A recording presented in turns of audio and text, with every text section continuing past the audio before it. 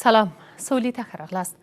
د امریکا د دفاع وزارت وایي چې له افغان ځواکونو سره به مالي او پوځي مرستو ته دوام ورکړي. پنټاګون وایي چې افغانستان کې وروستیو جګړو او بریدونو له دې هېواده د امریکایي پوځیانو د وتلو په بهیر کې هیڅ ستونزه نه ده رامنځته کړې. د امریکا د دفاع پخواني وزیر ویلي که یو شمېر امریکایي پوځیان په افغانستان کې پاتې هم شي، طالبان به د یو ګواښ په توګه سر راپورته کړي. له بلې خوا د پاکستان ولسمشر ویلي چې له افغانستانه د امریکایي پوځیانو له وتو سره پکار ده چې طالبان او افغان حکومت سیاسي هوکړه وکړي. پاکستان له افغانستان سره 2.4 کیلومتره اوږده پوله لري. شک نشته چې د افغانستان سوله او ثبات پاکستان ته هم ګټه رسولی شي. دا په داسې حال کې ده چې بهرني ځواکونه هم د افغانستان څخه د وتو په حال کې دي او د جګړې ښکېل لوري لا هم د سولې پر کومه موافقه نه دي سلا شوي. امکان لري چې پاکستان هڅه کوي په افغانستان کې خپل اهداف د نیابتي جګړې له لارې ترلاسه کړي. دا چې واقعا پاکستان د څه په لټه کې دی، د افغانستان د سولې کلی واقعا هم د پاکستان سره ده او که نه هغه موارد دي چې نن شپه پرې باندې بحث لرو. په سر کې په دې برخه کې چمتو شوی ریپورټ ګورو، وروسته بیا بحث ته دوام ورکوو. له افغان پوځ سره د مرستو د دوام په هکله د ناټو د عمومي منشي له څرګندونو څو ورځې وروسته د امریکا د دفاع وزارت هم ډاډ ښودلی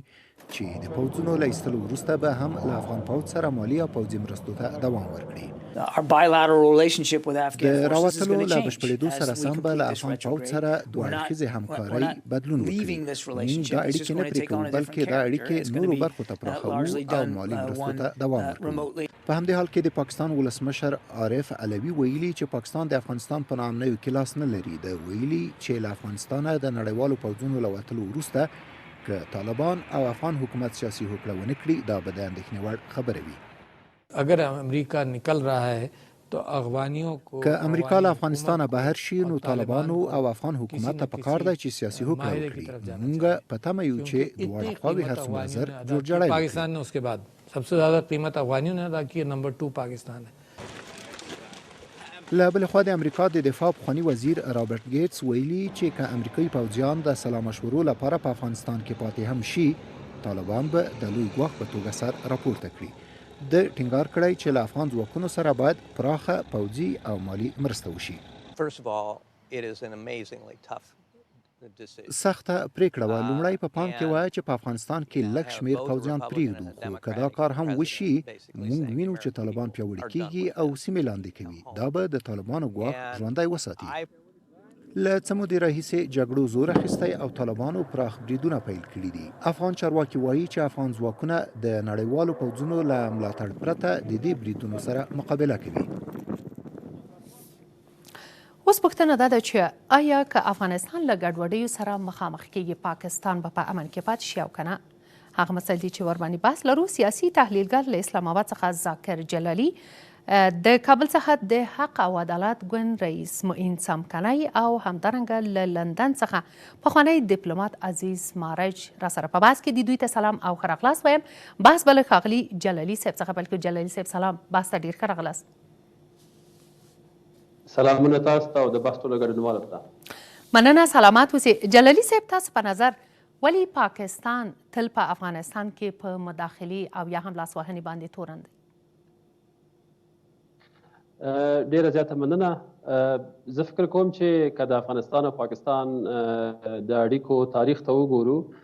د پاکستان له زیږېدو راهیسې افغانستان له پاکستان سره د پولې په جغرافیایي ستونزه لري. ډیورن کرښه افغان حکومتونو بلکې په رسمیت نه ده پیژندلې.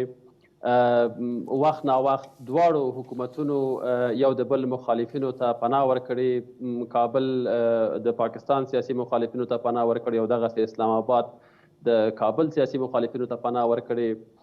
کله چې په 1909 کې شوروي اتحاد په افغانستان باندې یرغل وکړ، پاکستان لپاره یو ښه فرصت په لاس ورغی چې د افغان جهادي ډلو کوربتوب وکړي او په عین وخت کې نړیوال ملاتړ هم ولري. نو په دغه ډول دواړو هیوادونو چون اړیکې ترینګلې دي او همیشه اختلافات دي، یو د بل ګټې سره په ټکر کې دي. د یو بل مخالفینو لپاره یو ښه ځای برابر شوی. دا اوس که افغان حکومت په پاکستان تور لګوي چې د طالبانو پټن ځایونه په پاکستان کې دي، په ورته وخت کې پاکستاني لوري تور لګي چې د پاکستاني طالبانو پټنځایونه د افغانستان په مشرقي سیمو کې شتون لري. په دې اساس دغه د نظر تفاوتونه او دغه د ګټو ټکر د دې باعث شوی چې د افغانستان او پاکستان حکومتونه په دې ونه توانېږي چې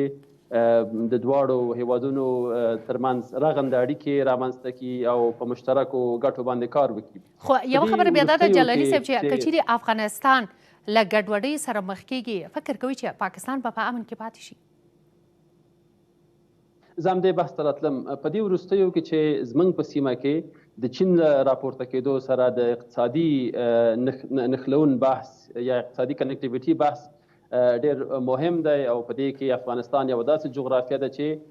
نه یوازې د ځان په ګټه بلکې د پاکستان په شمول د ټولې سیمې په ګټه یو ډېر مهم رول لوبولی شي. دا هغه نقاط دي او هغه بحثونه ورته راپورته کېږي چې د دې زمینه مساعدوي چې افغانستان او پاکستان سره همکاري وکړي یا بلکې پاکستان او ټول د سیمې هیوادونه دې ته مجبوري چې د افغانستان د سولې او ثبات لپاره هڅه وکړي. د پاکستان لپاره تر ټولو نږدې او تر ټولو ارزان بیه لاره منځنۍ اسیا ته له افغانستانه تېرېږي. دغسې د افغانستان لپاره سمندر ته لاره تر ټولو ارزانه لاره د پاکستان لارې د کراچۍ بندر لارې تېرېږي. په دې اساس د اقتصادي نښلون د بحثونو له راپورته کېدو سره داسې نښې نښانې ښکاري چې د افغانستان او د پاکستان اړیکې په راتلونکي کې ورغېږي او په دغو لویو پروژو کې دغه دواړه هیوادونه داسې نقاط پیدا کړي چې هغې کې د دواړو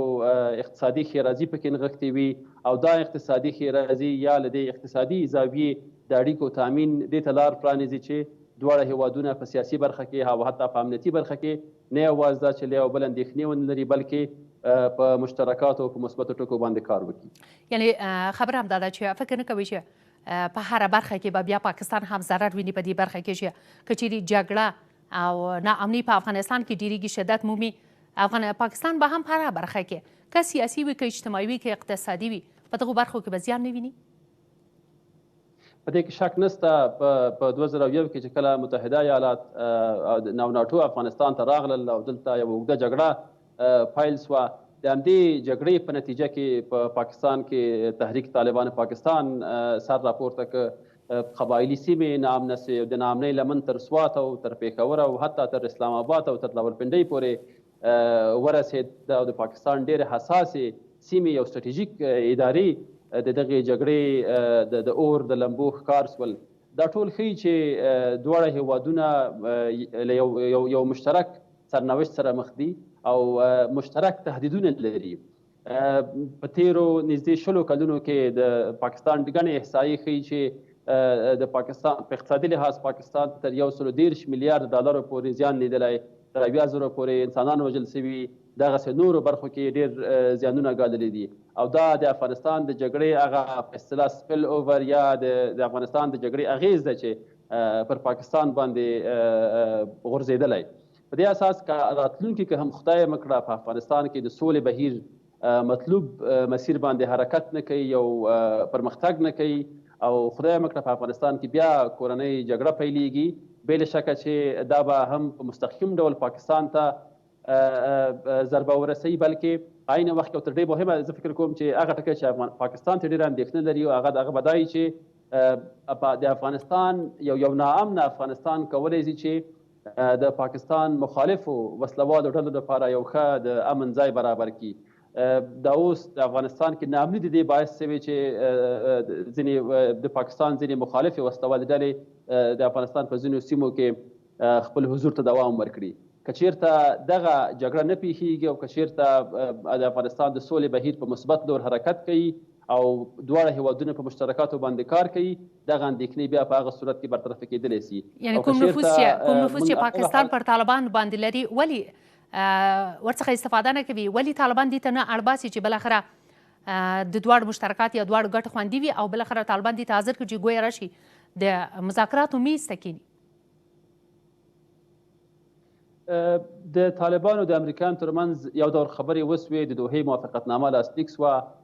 په سپتمبر کې بین الافغاني خبرې هم پیل شوې او پاکستان وخت ناوخت وایي چې د دوی هڅو په دې کې رول درلود چې طالبان دې ته وهڅوي چې امریکایانو سره خبرې وکړي او یا افغان حکومت سره خبرې وکړي دا له دې رول څخه انکار نشي کېدی. ولې طبعا د خبرو پروسه خپلې پیچلتیاوې لري، خپلې لوړې ژورې لري، او که داسې فکر وکړو چې د طالبانو په تړاو هره پرېکړه پاکستان کولی شي، زه فکر کوم دا به هغه اشتباه وي چې موږ په تېرو نږدې 20 کلونو کې کړې ده. زه فکر کوم پکار دا دی چې هم افغان حکومت او هم طالبان واقعیتونه درک کړي او د افغانستان لپاره او د خپل ځان لپاره فکر وکړي او د سولې بهیر کې رښتینی او صادقانه ګامونه پورته کړي. پاکستان په خپل ځای نفوذ لري، پاکستان په خپل ځای خپل تهدیدونه لري، خپل اندېښنې لري او د خپلو ګټو لپاره کار کوي. ډېره مننه جلالي صاحب. بیا هم تاسو ته درګرځو ورځو څمکني صاحب ته. څمکني صاحب تاسو هم بحث ته ډېر ښه راغلاست. په ټوله کې تاسې د پاکستان ولسمشر وایي چې ګویا بهرني ځواکونه له افغانستان څخه وځي، طالبان او افغان حکومت د سیاسي هوکړه وکړي او له بلې خوا وایي چې خپلو منځو کې باید جوړجاړی وکړي او ترڅنګ بیا خپل فضایي حریم هم امریکا ته ورکړي او یوه پوځي اډه هم هلته امریکایانو ته سپارلې ده. څومره د افغانستان په معادله کې پاکستان ته خپلې ګټې مهمې دي؟ مننه د لوی بخښونکي او مهربان الله په نامه تاسو ته دواړو ګډونوالو ته او داسې لیدونکو او اورېدونکو ته نیکې هیلې، سلامونه او پیرزوینې وړاندې کوم. د افغانستان جغرافیه د پاکستان دپاره کله چې په افغانستان کې اړو دوړ راپېښ شو نو دوی ته ډېره مثمره تمامه شوه، ځکه دوی د همغې ورځې نه را په دې خوا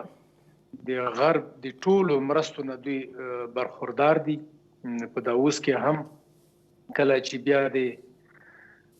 2001 کال کې ټوله دنیا دلته تقریبا راوکړو چې دا بیا په دې کې دوی بیا هم ډېرې ګټې وکړلې. په 32 میلیارده خو یوازې د ټرامپ وي چې موږ نه یې اخیستي دي. علاوه د دې نه دوی د کال 4 میلیارده ډالر دوی سپلای کوله افغانستان ته، ځکه افغانستان د دوی لپاره یو مناسب مارکیټ دی. نو همداسې په هغه مؤسساتو کې چې دوی کوم خلک داخل کړي وو هغه د حد نه زیات وو. نو په اوس وخت کې هم ښکاري داسې چې پاکستان هیواد نقص نه کوي، پاکستان حکومت دایم الوقت ګټه کوي. په دا اوس کې په دغه جګړه کې د 20 کلنه جګړه کې چې امریکایان راغلي دي، دوی وکولی شول چې د ډیورنډ په کرښه باندې اغزن تار وغځوي چې دا خپله د دوی دپاره هغه یو لوی هدف و چې دوی دا ټاکلی و. او تر اوسه پورې د دوی په بله غوښتنه چې دوی د اوبو غوښتنه ده، په هغه کې تر اوسه پورې د کونړ په سیند باندې داسې یو بند چې هغه کارندوي ټول افغانستان ته انرژي ورکړي جوړ نشو شوی. حتی په کابل کې د شاتوت د بند مخنیوی هم کوي. علاوه د دې نه په د ترانزیت په برخه کې دوی تر اوسه پورې خپل مالونه په منظم ډول دوی انتقالوي څه افغانستان ته څه منځنۍ اسیا ته. خو دوی هغه د افغانستان غوښتنې چې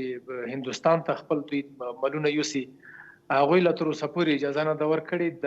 په خپله پاکستان غواړي چې د دوی د موټرو د دوی هغه نه ګټه واخلي. یعنې په هر اړخ کې خو یوه مسله دا ده، فکر نه کوئ څمکنی صاحب چې خپل پاکستان ته به هم دغه اور وررسي؟ پاکستان فضایي حریم ته امریکا ته سپارلی او اډې ته هم ولته ویل کېږي چې ځای ځایګی ورکوي. پاکستاني طالبان به د افغاني طالبانو په همکارۍ یا ملاتړ بریدونو ته زور ورنه کړي د امریکا په ګټو باندې؟ زه داسې فکر کوم چې د افغانستان حکومت د پاکستان ضد طالبانو ته د ملاتړ وس نه لري، ځکه چې د افغانستان حکومت متکی په نورو هیوادونو باندې دی. نو په دې اساس سره د هغوی مرستې په دې معنا نه دي چې د نورو هیوادونو په مقابل کې د دوی وکاروي. یوازې د دوی د معیشت او د ځانه د دفاع په خاطر دوی کارولی شي. خبره دا ده چې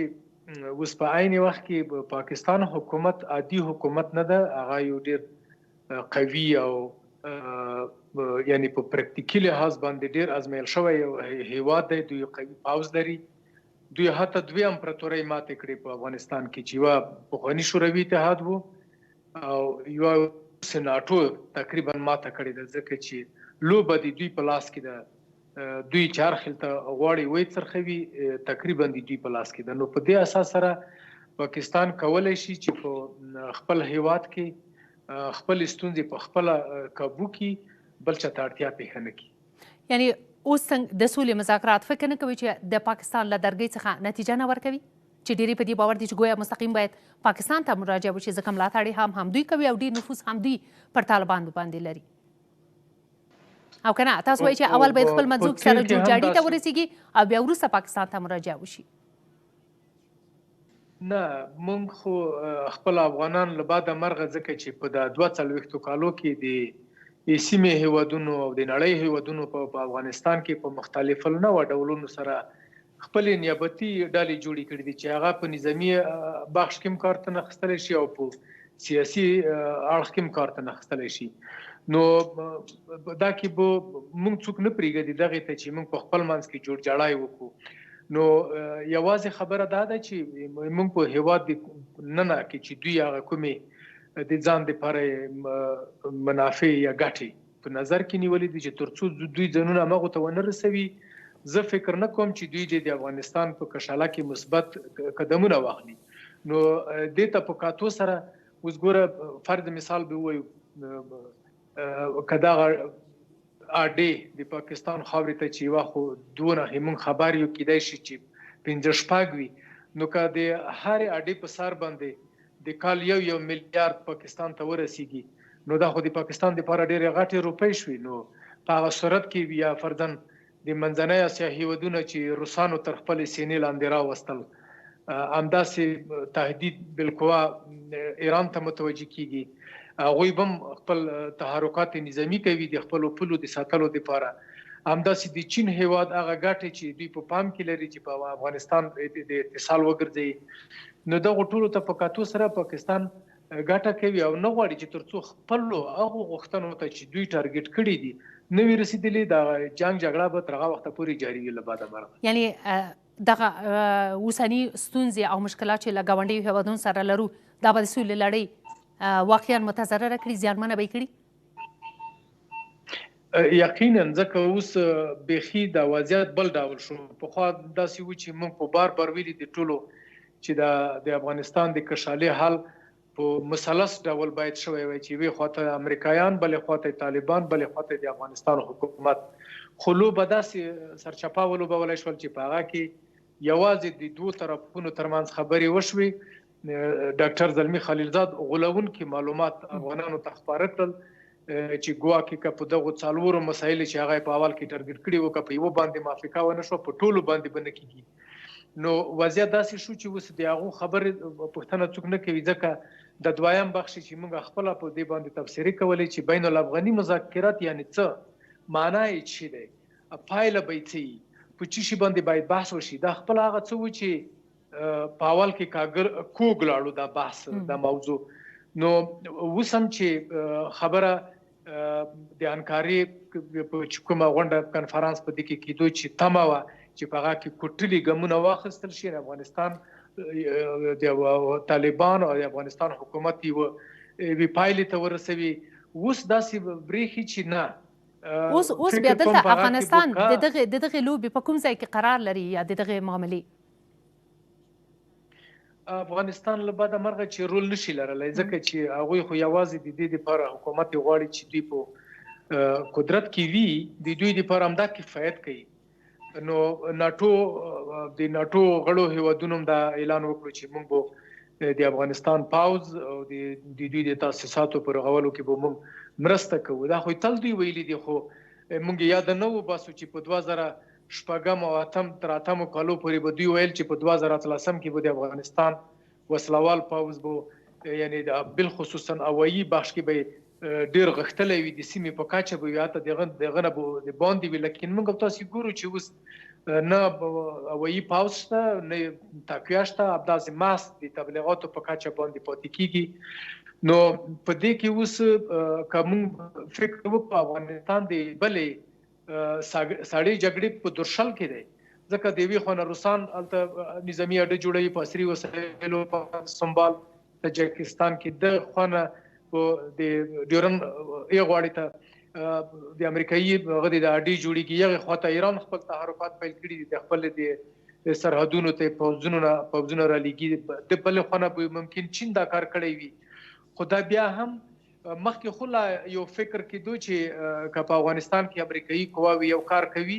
نو بیا به دوی یا به بخښنه غوښته چې ډېر به موږ افغانان په دې وتوانېدو چې دوی دې بخښنه وغواړي مسؤلیت به دوی په غاړه خستو اوس خو د مسؤلیت سړی هم ورک شو څوک به مسؤلیت په غاړه خري که چیرې په افغانستان کې دا پیښې کیږي نو آسماني تندرو په شان سره به بې پیلوټه تیاري به هم راځي نور ستراتیژیکي د ستراتیژیکو اسلحو د لیک تیاري به هم راځي یعنی اوس په ټوله کې څوک د چا پر وړاندې درېدلی دی ښاغلی څمکنی نو اوس ګوره څوک اوس مسؤلیت په غاړه نه خلي کیدای شي چې په افغانستان کې روسان د خپل خواخې هغه خلک چې دوی ته مطلوب دي لکه داعش او شرقي ترکستان او الاحرار دغه ډلې هغوی ممکن په هغو باندې به عملي کوي په افغانستان کې او د امریکې دپاره به چې بیا کومې ډلې په نظر کې وي هغوی به په هغو باندې عملي کوي ایران به حاصل قیاس کوي نو دلته به هیڅوک مسؤلیت په غاړه نه خلي یو داسې عیناً د سوریې په شان سره به یوه جګړه دلته په مخ بیول کېږي ډېر مننه څمکنی صاحب بیا هم درګرځو ورځو مارج صاحب ته مارج صاحب تاسې هم ډېر ښه راغلاست راځو دې ته چې پاکستان په دې برخه کې څومره حق بجانبه دی چې کله وایي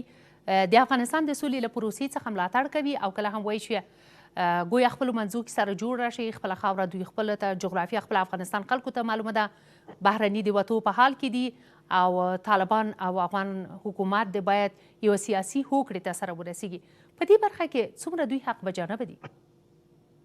مننه زم تاسو تخنیکي همکارانو ته خوږو مېلمنو ته محترمو لیدونکو زه له کومې سلامونه او احترامات وړاندې کوم را به یو څه مسایل به درته لږ واضح کړو او لږ به لږ وړاندې ریشو ته ولاړ سو اول به دا فکر وکړو چې پاکستان چا جوړ کړی ده ولې جوړ کړی ده او د کومې دندې لري دا 7 سال دغه واک اختیار د پاکستان د چا په لاس کې ده ولې دوی د حکومت څلور قوې دي او یو بل ته تهدید د چا ځوان دا ښکارېږي چې قاطع فیصله کوي چې که نه څه کوي د موخې په راتلونکي کې څه دي واضح خبره ده چې پاکستان دغه د غرب له خوا نه خصوصا د انګلیس له خوا نه د هغه وخت د شوروي د دار نه څخه داسې مثلا ګرم اوبو ته جوړ سه دغه وخت جوړ سوی د حاکمیت او واک او اختیار بل لري د نور د غرب د ناتو مخکې له سنتو او د انګریزو دي کوم پروګرامونه چې وړاندې کوي پاکستان مجري دغه مخته دی دا چې خپل پنجابیان هوښیار دي په مسله کې خپل ګټه اخلي او هر معامله کې خپل ځان ته خپل ګټه او د مسایل خوندي ساتي د دوی خپل کار ده واک اختیار ټول په پاکستان کې ښکارېږي واضح خبره ده د پوځیانو په لاس کې نور څوک واک نه لري ګوره چې چېرته کوم پوځي مثلا باجوی یا څوک سره رواني بیا د تشریفاتو دپاره دې لپاره چې پروتوکول ډیپلوماتیک په ځای هغه مسکین عمران خان هم سره روان کړی لکه سعودي ته لاړه خواته اصلي کار دوی په لاس کې ده افغانستان هم چې راتله انګریزانو سره چې دوی راغله ځکه غوښتې چې روسان دې چې نه وځي بخښنه غواړي امریکایان دا د چې روس او چینایان رانیسي دغه سیمې کنټرول دی پاکستان لاس کې ورکوي انګلیس هم سره را روان وو نو کوم خاص واک اختیار پاکستان نه لري که موږ دې ته وایو چې افغانستان جګړه د پاکستان په تاوان دا ستره اشتباه ده جګړه هم د غربیانو په ګټه باندې ده دلته دغه اډې څه لري او دغه عسکر څه لري او د خپله وسله ازمویه کوي وسله خرڅوي د خپل عسکر ټریننګ کوي له معدنونو استفاده کوي ستراتیژي نقطه یې نیولې ده د چین اقتصاد یې ډب کړی او نور داسې نور مسایل په ګاونډیان هم داسې ګټه فایده لري خو بیا یوه مسله دا ده مارج صاحب چې بیا ولې موږ د دوی پر وړاندې داسې واضح دریځ نه لرو مثلا کله وایي چې دوی د افغانستان په کورنیو مسایلو کې لاسوهنه کوي کله بیا پټ تګونه کیږي او بیا داسې ویل کیږي چې گویا موږ داسې یو همکاري وکړو چې افغانستان یې اصلا تمه او توقع هم ونه لري دلته چې بیا بهرني چارو وزیر راځي له تود هرکلي سره مخامخ کیږي ولې یې داسې واضح دریځ د پاکستان پر وړاندې نه لرو ګوره ما دا خبره وکړه چې پاکستان یو سټیټ یو ایالت د نورو په لاس کې ده واقع اول دغه پاکستان ته د هر کال 1 میلیارډ بودیجه امریکا 2 میلیارډه انګلستان او د ټول د تیلو برخه مصارف عربستان ولې ورکوي خو خامخا دا د هغوی په لاس کې حواله ده ما وخت دا خبره وکړله پاکستان کوم واک اختیار داسې خاص نه لري دا د غربیانو پروپاګاندا وخت دلته یاده شوله چې د هغوی ګټې په افغانستان کې به خوندي سي که به نه سي د پاکستان له جوړېدو ته دا اوسه په دغه ګټو ته کوم یو خنډ شوی ده 40 کاله سر شا وکړه سوی چې دغه د خپل خاورې دا وکړي راځي چې حقیقت وایو څو واره زمينه ورته مساعده سره په 15 کال کې جګړه سره هندوستان سره هند تیر راس خپل خار د واخله اجازه نه درلوده چا نه ورکړل انګلیس نه ورکړل په بلدي معلومه ده په یوم کال کې بنگال سره جګړه سره بیا هم دا قصه بیا ورکړه سو نه څه کولای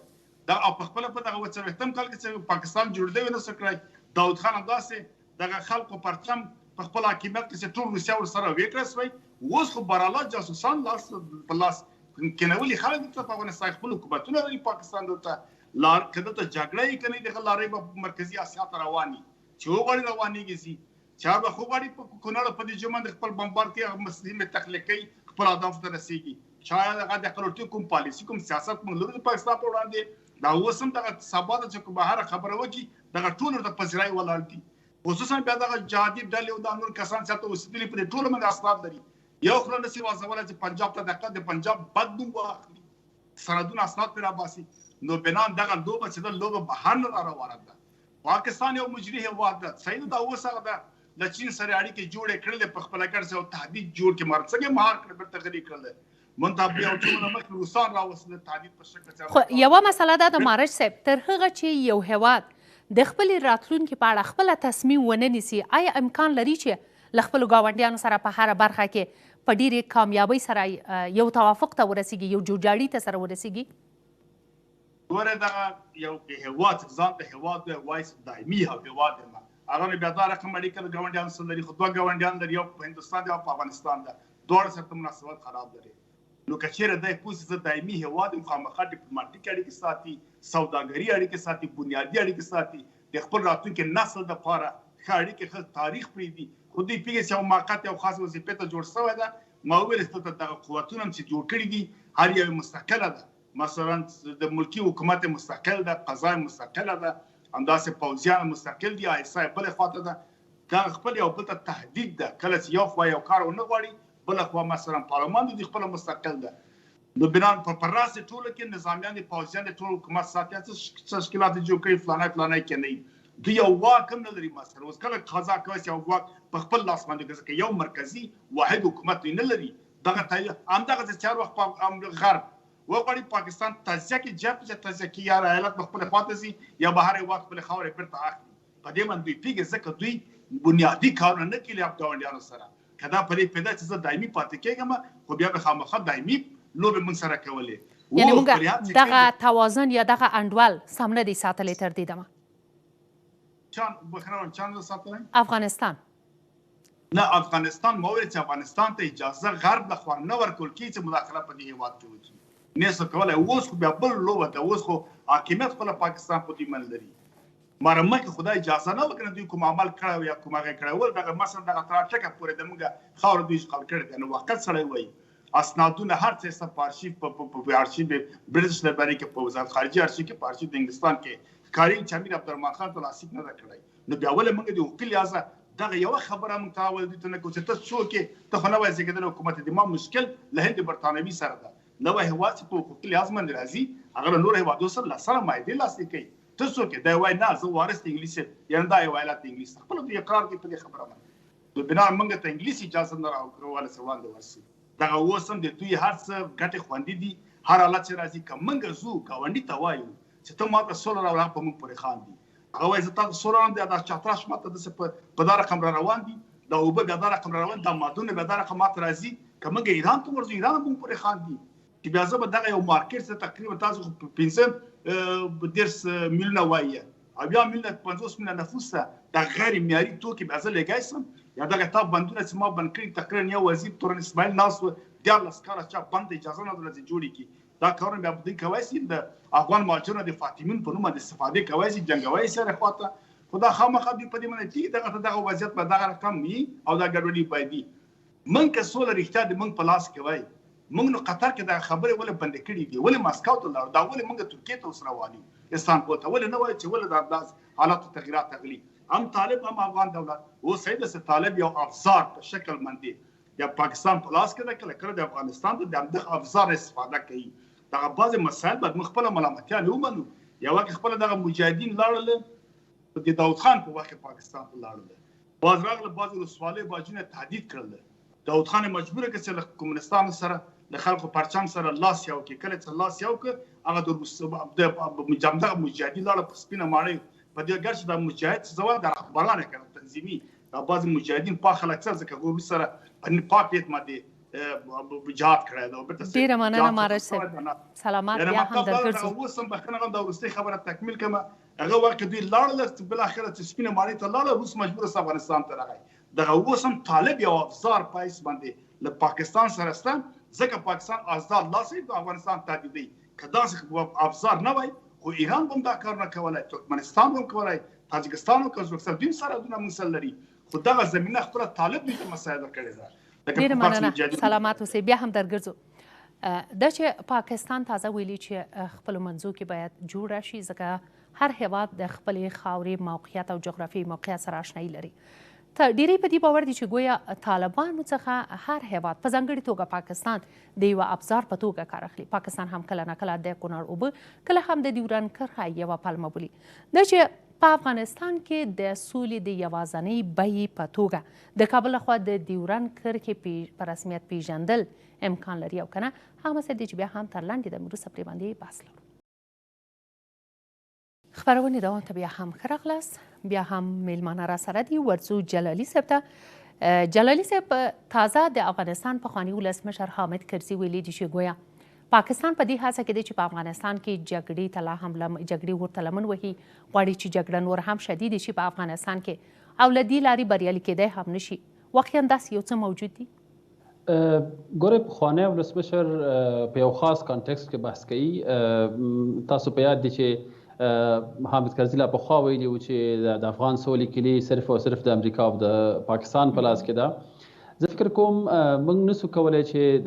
د افغان سولې دا ډیره پیچلې پروسه په یو خاص مورد یا یو خاص هیواد پورې خلاصه کړو د افغان سولې بهیر یا د افغان جګړې بهیر چې له څلور لسیزو اوړي په دې کې ګڼ آباد دي کورني آباد سیمه ییز آباد د ګاونډیو لاسوهنې نړیوال آباد دا ټول فکټورونه په دې کې رول لري چې په خپل ځای په دې کې پاکستان خپل اغیز لري خپل ځای لري خو دا چې ګوته پاکستان ته نیول کېږي پر دې باندې چې ګویا د طالبانو مرکچي پلاوي د استانبول ناستې لپاره پاکستان ته سفر کړی و هلته له هغوی سره سلا او مشورې وکړي باورونه دلته په افغانستان کې دا دي چې ګویا همدغه نفوذ ته په کتو یا دا چې د پاکستان دومره لاس بر دی ولې په طالبانو باندې فشار نه راولي چې له جګړې لاس واخلي او مذاکراتو میز ته کینی یا هم دا چې د طالبانو امن پټنځایونه په پاکستان کې دی ولې له منځه نه وړي ګورې ما مخکې وویل چې دا د افغانستان د سولې او جګړې بهیر ډېر پیچلی دی په دې کې له دې څوک انکار نشي کولی چې طالبان په پاموړ ډول په پاکستان کې حضور لري په افغانستان کې هم حضور لري که دا توقع ولرو چې پاکستان د طالبانو په وړاندې د یوې جګړې جبهه خلاصه کړي زه فکر کوم دا به ډېره خوشبینانه او دا به ډېره غیر عملي په تېرو نږدې شلو کلونو کې د افغان حکومت توقع همدا وه د پخواني ولسمشر حامد کرزي له پاکستانه غوښتنه همدا وه چې د افغان طالبانو په ضد هم باید داسې جګړه وکړي لکه څنګه چې د پاکستاني طالبانو په ضد کوي ولې دا فرق کوي پاکستان ته د طالبانو حکومت حتی یو له پاکستان له محدودو حکومتونو چې په رسمیت پیژندلی و له هغې وروسته چې طالبانو د امریکا په ضد جګړه پیل کړه پاکستان سره له دې چې ظاهرا د ترهګرۍ په ضد جګړه کې د امریکا له سټراټیژیکو پارټنرانو څخه ګڼل کېده ولې په ډېرو مواردو کې پاکستانیانو له امریکایانو سره په تیره په افغانستان کې د پوځي حضور په تړاو ډېر د ګټو ټکر درلود یا په عین وخت کې د هند د نفوذ په تړاو پاکستان په افغانستان کې اندېښنې لري د طالبانو د پاکستان اړیکې که داسې تحلیل کو زه فکر کوم دا ډېرې پیچلې دي دومره نشو ساده کولی چې پاکستان کولی شي چې په طالبانو باندې دومره اغېز ولري یا د طالبانو په نیابت باندې پاکستان د پرېکړې صلاحیت ولري ستاسو په یاد دي پخواني ولسمشر غني همیشه هم دا ټینګار و چې باید پاکستان سره مخامخ خبرې وسي ولې دې فرمولې نتیجه ورنه کړه او د افغان سولې بهیر پروسه هغه وخت پر مخ ولاړه چې د امریکا او طالبانو مخامخ سره خبرې وکړي او هغو مخامخ خبرو د افغان حکومت او طالبانو ترمنځ د مخامخ خبرو زمینه مساعده کړه. خو یوه خبر دا د جلالي صاحب چې انګېرنې دی تاسو وایي چې دومره ډېر نفوذ به پرې باندې ونه لري چې ګویا داسې یوه استفاده ترې وکړي. دلته بیا انګېرنې دا دي چې ګویا د کوټې شورا په پاکستان کې یا هم د طالبانو مشران چې وژل کېږي په پاکستان کې د دوی امن پټنځایونه هلته د دوی درملنه څو موده مخکې په پاکستان کراچۍ ښار کې په روغتونونو کې کېدله چې ژوندۍ ویډیوګانې خپرې شوې وې. دې ته ورته نور مسایل یعنی انګېرنې د خلکو دا دي چې ډېر نفوذ دوی پر پاکستان په طالبانو باندې لري. نه زما بحث دا نه و چې پاکستان اغیز لري، پاکستان طالبانو سره اړیکې لري، پاکستان اغیز لري، ولې پاکستان په بشپړ ډول د طالبانو په نیابت باندې د پریکړې صلاحیت نه لري. دا یو ډول د ډیرو د ګټو د تهدیدونو ترمنځ لوبه ده.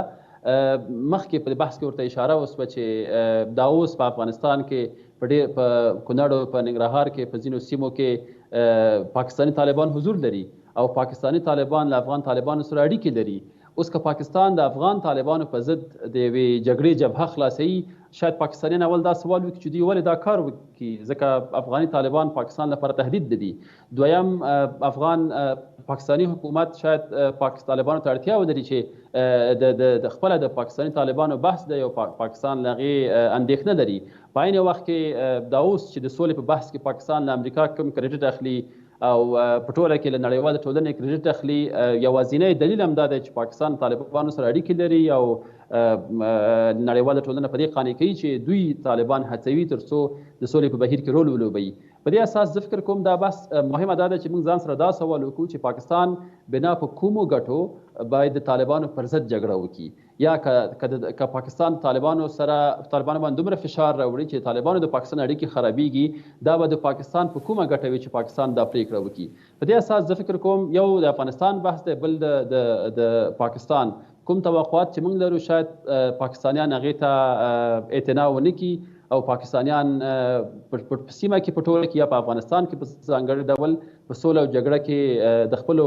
ملي ګټو پر بنسټ خپلې محاسبې لري او د هغو په اساس باندې اقدام کوي. ډېره مننه جلیل صاحب. څمکنی صاحب، امریکا ورځ تر بلې خپل سرتیري له افغانستان څخه باسي، سرتیري یې کمیږي، خو بیا هم جګړه زور اخلي په افغانستان کې. کله ګوته پاکستان ته نیول کېږي، کله هم امریکا ته، ښاغلي خلیلزاد ته چې گویا دغه پروسه یې له ابتدا څخه سمه پر مخ نه ده بیولې، یو شمېر تشې یا خلاګانې پکې موجودې وي. دلیل څه کېدلی شي؟ مننه. که چیرې ولدلی شي دغې جګړې ته، نو د جګړه تقریبا د طالبان، پاکستان او امریکا دغو ترمنځ په دې موضوع کې سره ښکته پورته کېږي. نو یوه موضوع دا دی چې خپله د طالبان که چیرې د جنګ جګړو دپاره دوی اوس تابع نه سي، هلته امریکایانو وځي، د دوی د دغې وضعیت نه دوی خپله ګټه پورته کوي، نو دا خو واضح خبره ده چې دوی په نظامي لحاظ غواړي چې طالبان ځان برلاسي کړي. ځکه که دا سناریو ته فکر وشي، طالبان د کرزي صاحب په وخت کې چې کله دفتر ورته وپرانیستل شو، بیا ډېرې په قوت سره بیرته پرې بند کړه، خو هغه دفتر و مطلب یوازې کلف ور واچوه، خلک پکې وو خو د سیاسي کلف یې ور واچوه. نو اوس هم خبره دا ده چې یکدم امریکایانو طالبان راواخیستل، یو نړیوال سټیج یې ورکړو، د افغانستان د حکومت سره تقریبا موازنه برابره کړه. ځکه د هغه ورځې نه چې موږ فکر وکړو چې په دوحه کې چې کله د طالبانو د امریکایانو ترمنځ وکړه لیک لاسلیک کېدو، عین وخت کې په کابل کې یوه اعلامیه خپره شوه د ګډ کنفرانس په طرز کې چې دلته هم ناسته وشوه. په مساویانه ډول سره د امریکې یو وزیر په دوحه کې و، یو وزیر په کابل کې و، سفیر په کابل کې و او خلیلزاد په دوحه کې و چې سندونه یې ورسره امضا کړل. حتی د افغانستان د امریکې ترمنځ چې کله د بیسیک تړون لاسلیک کېدو، هغه هم په ډېره ټیټه کچه یو سفیر د امریکې امضا کړو. یعنې تر دغه لیول نه پورته دا خبرې بو نتلی. اوس هم فکر دا رقم ته کېږي چې طالبان غواړي یا هر هغه څوک چې د دوی سره په فکري لحاظ ملګري دي، دوی سلا مشورې لري چې تر هغه وخته پورې چې څو د خبرو مذاکراتو ته میز ته دوی چمتو کیږي، تر هغه وخته پورې به دوی یو ډېر نظامي لاسته راوړنې لرلې وي چې بیا یعنې څمکنی صاحب اوس په دې برخه کې امریکا ګرمه بللی شو چې ګویا په داسې یو وضعیت کې وځي او افغانستان یوازې پرېږدي. نو په کل کې خو چې موږ ووایو ښه به دا وای چې امریکایان راغلي نه وای افغانستان ته، ځکه هماغه د طالبانو رژیم چې و په هغه کې حد اقل که نور څه نه و پکې، د انسانانو خو سار و مال و عزت خو پکې خوندي و، ارامي خو وترې وه حده پورې د افغانانو وینې خو نه تویېدې. دوی چې راغلل شعار یې دا و چې موږ به د تروریزم په مقابل کې جګړه کوو، د نشهیي توکو په مقابل کې به یې کوو او ښه حکومتولي به رامنځته کوو، چې له بده مرغه یو یې ونه شو. بس دوی چې بیا بې مسؤلیته شاته تاګ وکړو، د خپله د امریکې موږ ووایو چې دا یو ظلم و د افغانانو سره چې دوی ولې بې مسؤلیته شاته تاګ وکړو. نو موږ خو د اشغال طرفدار نه وو، موږ خو ورته ویل چې اشغال دې نه منو، خو سره د دې چې اوس راغلی د موږ قانوني حکومت د طالبانو د ړنګ کړلو، طالبان د پسې واخیستل، بیا به دې کړل، بېزته دې کړل. اوس نو چې کله شاته ته ووځې بېرته ځې، نو حد اقل په افغانستان کې خو یو داسې حکومت شاته پرېږده چې د افغانستان د خلکو هغه توقع خو حد اقل یو څه پوره کړي. خو یوه خبره دا څمکنی صاحب چې اوس د دوی چارواکو څرګندونې د دوی د وتلو په اړه ډېرې په تضاد کې دي. مثلا ډېری وایي چې خپله همدغه امریکایي چارواکي چې ګویا هېڅ تاثیرات نه لري د افغانستان په شرایطو باندې زموږ وتل، او ډېری بیا خپله هم اندېښمن دي چې ګویا که دوی له افغانستان څخه وځي کورنۍ جګړې سره به افغانستان مخ کېږي. دلیل یې څه کېدلی شي؟ دوی خو اوس دایما دپاره د له باده مرغه چې دا لوی لوی قدرتونه چې دي بیا د سیمې هیوادونو په مټ باندې په دوی په هر ځای کې په نیابت سره خپل مسایل مخته که سیاسي دي که اقتصادي دي که سیاسي دي مخته بیایي. نو دوی په دا کې خپلې موخې لري چې دوی رښتونې سره که ووځي که ونه وځي دوی ته څه، خو یوازې دومره به وشي چې هغه شعار به تغییر و تبدیل شي چې دوی ویل چې په افغانستان کې دا جګړه ختمه شي. خپل امریکایان ویل دوی نو الا بلا د کویټ په شان د عراق په شان د کویټ سرحدات ته واوښتل، داسې حالت یې پکې راوستو چې بیرته یې بیا همغو عراقیانو دا غوښتنه وکړه چې اوس د بیرته امریکایان بیا راشي دغې خاورې ته. نو دوی خو دغې خاورې نه نه ځي په حقیقت کې، ځکه که دوی نظامي حضور پای ته ورسوي نو دلته دوی خپل استخباراتي حضور هم قوي کوي، هغه لري هم اوس هم، او ورسره دلته دوی په افغانستان کې 3.5 لکه پوځ روزلی دی او داسې نوره ادارې روزلي دي په مختلفو نوع شکلونو سره دوی هغه حمایه کوي. نو جګړه به همداسې دوامداره وي چې بالاخره د ټوله نړۍ بیرته ورته وایي چې امریکا ته راشه د دغه ځای کې د امنیت ونیسه. او مهمه خبره یوه دا ده چې هغه بېسې تړون چې د امریکایانو د افغانانو ترمنځ امضا شوی دی په هغه کې 8 کاله یې پوره شوي دي، 2 کاله یې پاتې دي. زما په فکر چې تر څو پورې دوباره دوی هماغه تمدید کړی نه وي د 10 کالو دپاره، تر هغه وخته پورې به په افغانستان کې به دغه اړی ګړی به وي، جګړې به وي، ستونزې به وي، شاتګ او مخته تګ به وي. دغو نه به موږ افغانان نه خلاصېږو. ډېره مننه څمکنی صاحب، سلامات اوسئ. مارش صاحب، باوري یاستئ چې دننه په افغانستان کې د ښکېلو خواو ترمنځ سوله شتون لري او که نه هر څه د خبرو په حد کې پاتې دي؟ دغه یو مسله چې راوړاندې کېږي، خلک د دوی دغه نتیجه په اوسني فعالیتو کې، په اوسني هڅو کې خلک ګوري، او د وړ کسانو ته هم خلک ګوري چې دا د دې مسلې وړتیا لري که نه لري. آیا زموږ افغانستان دولت په 16 کالو کې سوله ته کوم بنیادي کار کړی خو نه ده کړی. دغه یو کال دوی کومه طرحه جوړه کړې ده، نه ده جوړه کړې. دغه دوی خلک په خپل منځ سره اتحاد یو خوله کړې ده، داسې یو میکانیزم یو سیستم راوړاندې کړی خو نه ده کړی. منتظر دي چې لا په هر یو سوله یو غږ پرې وسي، هغه به دوی عملي کړي. نو بنا د افغانستان د دې په هڅه کې چې خپلو وګړو په سترګو کې خاورې وشیندو او هر څه د عوام فریبۍ په حد کې دي؟ بالکل هم دا خبره اوس ته ګوره، د دولت عالی شورا جوړېږي، دا پوښتنه چا کړې ده په کوم بنیاد باندې جوړې؟ اساسي قانون هلته موجوده، ماده د قانون سته، واکونه ټول د ټولې قوې د رئیس جمهور د ټولو هلته واضح شوي دي، سلسلې مراتب پکې شته. ته کوم واک درته ورکړې؟ قانون اساسي نقض دی، چوک د راوستلې په چا یې جوړې؟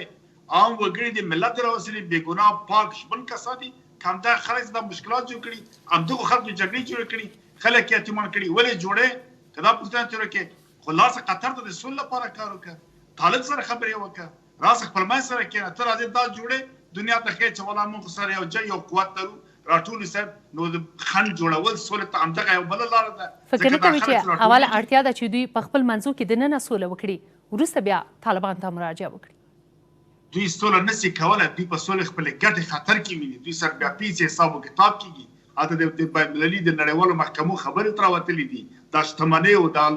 دنګ مانې او د سرمایه په بار دنه کې دوی ګټه د مسایل به دا څنګه کیږي خو دوی پیږي چې سوله کراغله درنه سوله موږ خطر ده لکه غونډیانو په دې باندې پیسې سوله خطر ده هر یو په دې باندې پیسې سوله خطر ده د امریکا هم چې د تاسو وایي چې اول د سوله خبرې اخر ما وخت وره د موږ په واکه نه دي دا پروګرامونه چې دنیا د تراوړي دي جوړ کړي دي هغه پروګرامونه په خپل ګټه په نظر کې نیول سره کله چې سوله ته یو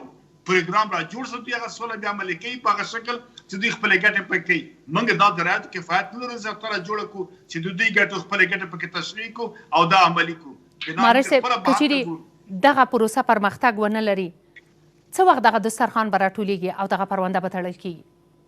دا کله چې د ګاونډیانو کله د امریکا او د غرب خپل پروګرام عملی سی وی ګوري اوس موږ تاسو وایو امریکا وځي امریکا نه وځي جو بایدن د وخت د اوباما مرستيال اوباما وخت ویل وزله عراق خپل سرتیر وباسمه ماره سرتیر نو به خپل مصارف کم کړل دي مصارف ته ډیر سوي دي دغه لپاره خپل یو څه عسكر او لوجستیکي اضافي مسایل کوي لږه خو تاسو ګورئ چې درنې وسلې راځي رادار سیستم ته رسېږي د انټي ایرکرافت جنې د طیارې زد توغندي ته طالب طیاره لري خو نه لري چې نو بیران دا ترول کېږي بیم 56 پاک د طیارې له لوی بیړۍ سره روان دي د راکټ سیستمونه دا څه معنا لري څوک چې تزي غټ وسلې ورځ کنه بلد چې غجي تزي څوک چې تل ولایت بل ولایت الوتکه کتلای سي او خلک هم خوشاله دي چې نو بیا څنګه درنې وسیله تراوړي د خپل وسته مستي شام جپجکې واګه کټول امریکا پاکستان ته لاس کې ور کوي ځکه موږ چې پاکستان هر عمل چې غرب ته پسیمه کې کوي پاکستان په طریقه کوي او پاکستانی په دغه پنجابیانو خصوصا پوځیان دا ورته پیدا کړی چې وي ته وخی چې موږ کوي ځکه ګوري چار وخت د افغانستان په مسله کې په نړیواله کچه او کنفرانس کېږي یو غونډه کې یو مسله مزه کې اتمن یو پلاوی د پاکستان راځي پرنا کار کې د خپل جاسانو سره د خلکو سره کینې کته پورته بیرته وځي یعنی دنیا ته وګورئ چې کوي زم د ته ما زه کوي چې بیا د خپل ګټې کوي دا اردو د پاکستان تقریبا 70000 کسان چې دي تولید خو پاکستان کې نه سره فابریکې لري کوم خاص تولیدات لري نو دوی ته د معاش ورکول تر خار کول دوی خپل په کراچي او په لاهور په دې کې عیاشي او معیشت د اسمانه کومه کې خو دغه جګړه د افغانستان کې لا ډېر مارسه کڅه هم دغه پښتنه ډیره مطرح شوی او ډیره تکرار شوی خو بیا هم دلته د وګړو د ژوند مسله مطرح ده کڅه هم جګړې شدت موندلې بیا هم هلي ډیره دي څوک ځواب ورکولی شي څوک ځواب ویونکی کېدلی شي په دې برخه کې هر ورځ په سلګونو تنه خپل ژوند له لاسه ورکوي دا چې ژوند لاس ورکړي دا وګړي خپل منګ خپل وګړي ملامت مدني نهادونه تاسو ګورئ دا بنسټونه د تېخي د تنه ډالر ته ګوري دوی خپل دنده تر سره کړي کوم ورځ راوتلي دي دغه بینارونه شوارونه د شانه په خپل ټټر باندې خي دي سرکو تر راوځي په ټول دنیا کې دا معموله چې کوم مسله کېږي قدرت یو غمیزه من سرازي ټول خلک راپورته کېږي راوځي مانګي راوتلي دي نه دي راوتلي ملت راوښسو د ورځې غږ کړی دا د سخوره د سیمه ملت راپورته سي اتمن په د نړیوالو او د دولت په پالیسي باندې غږ تغیرات راځي مرمه دنیا خپل خوريږي زمیر کابلوف خبره ته ګوره د خلیزات خبره ته ګوره د پاکستان بوته دی واغ خپل منځ سره جوړ جاړه او ویشو امتیازات کړی دي نړیوال نن سبا خپل منځ کې جوړ جاړه کوي نه کې بیا سوریا کو د مشکلاتو ته جوړیږي چې مثلا ملک بټو رانی کې مارم چې بل لاس اندر راځي دغه سیمه هیوادونه دا شانات تقریبا دغه د انقلاب د فرانسې صنعتي د فرانسې چې ولا صنعت یوم کال کې وسه دغه د خو د واړه ملکونه د غټانو غټو ملکو په منځ تقسیم شوی دي د هر چا سیمه حالت معلوم ده چې څوک به سیمه ته بیا تبادله د دوی کار د معاملې د دوی کار دا شي کوي نو بنا دته افغانان خپل قرخ ویته دي آرام ناس دې چارواکي دا وسنی چارواکي د کسان چې نه جوړیږي دا له بهانه ګوره او بودیجه څوک ورکړي د افغانستان دولت ته کله چې بودیجه بل ورکړي خو بیا فسره د واک اختیار لاړ نو دا غستونځ ګوره مشکلات ګوره حکومت نیم ده او به مسؤله کسان لاس کې د مسؤلیت اس ناخلی امتیاز اخلي یو څه د تپاده نور جزیره جوړول ته ګوره دا په فاریاب کې څال ده بل بارخ بل جنډه پورته کیږي بیا غن افر عزت په شورای رهبری کې رن ناس دا امکان لري ته په کوچانو باندې په پنځیر کې کسره راجګيږي او په ځم په دې سیمه کې نه پرېدم قیصري دولت تیاری ولي مارج صاحب که په لاندو ټکو کې ورته ځواب وایستئ دغه چا په صفت چې له بهر څخه دغه پروسې څاري دغه کنفرانسونه دغه نیابتي جګړه ګوري دغه ناستې او لیده کاته دغه اختلافات لوی اندېښنه په دغه پروسه کې له څه څخه لري په لاندو ټکو کې تر هغه چې خپل افغانستان خلک ملت راپورته نشي دغه په نور د واک اختیار د افغانستان دشمن کسان کسان څخه معاملې جاسوسان نه دي معاملهګر هم نه دي او دغه معاملهګر کسان دغه جاسوسان دغه روزه سوي کادرونه چې ایران پاکستان امریکا او دوی روزلي همدغه 1.5 کسان په دې دولت او په دې ملت باندې حاکم کړي کله والی کله وزیري دغه لاسونه نه تړل شي او دا یو سول د زندان ته وانه شي په زور د ملت باندې او بل دغه ستریم کړي کسان رانسي ځوانان ښځې کار څوکي او وخت په لاس کې ونه دا غمیزه به دوام لري دا به چې تر هغه چې پوری چې پاکستان به تر چاریکارو که به هزار تار باندې تر امو پورې بزي ایران هم دا خپل کار کې نور ډول خپل ګټه پورته کوي ځکه موږ به صاحب مننه سلامات اوسئ ذاکر جلالي معین څمکنی او عزیز مارج دا چې زموږ بلنه ومنله له تاسو څخه ډېره مننه سلامات اوسئ قدرمنو لیدونکو سولې نن شپې خپرونه هم پر همدې ځای پای ته ورسېدله ملتیا مو مننه